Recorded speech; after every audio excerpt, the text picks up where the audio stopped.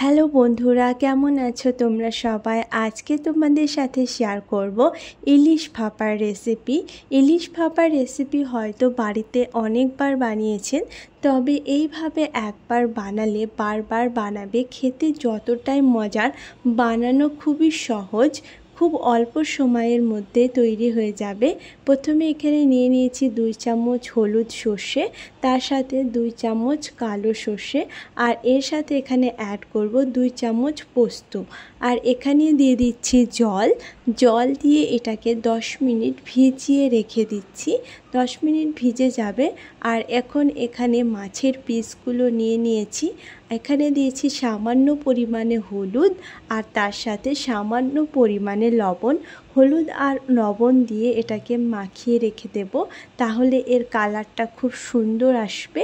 তাই সামান্য একটু হলুদ আর লবণ দিয়ে ভালোভাবে মাছের পিসগুলোতে এইভাবে ম্যারিনেট করে রেখে দিতে হবে।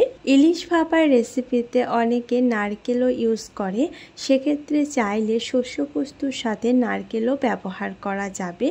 এখন এখানে শস্য পোস্তটা ভালোভাবে ভিজে গিয়েছে আর এটাকে খুব ভালো করে ধুয়ে নিয়েছি।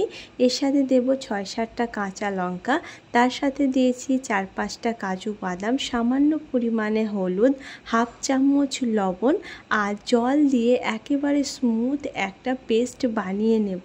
এই পেস্টটার সাথে এখানে অ্যাড করছি টক দই। পেস্ট বানানোর পর এখানে 2 চামচ টক দই দিয়েছি আর এর সাথে দিয়ে দিয়েছি 4 চামচ সর্ষের তেল। এখন খুব ভালোভাবে এটাকে মিক্স করে নেব।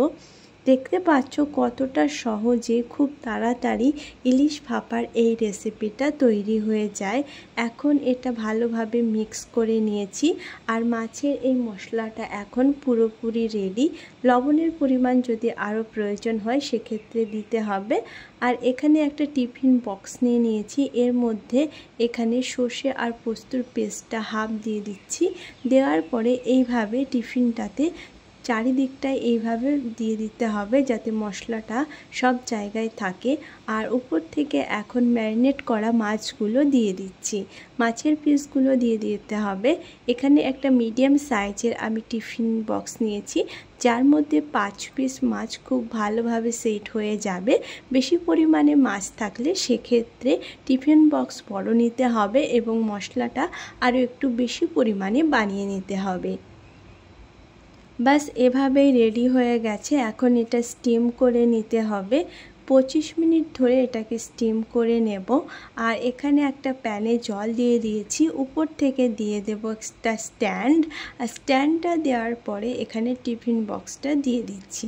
উপর থেকে এর কভারটা বন্ধ করে দিচ্ছি আর 25 মিনিট এটাকে মিডিয়াম ফ্লেমে রেখে দেব।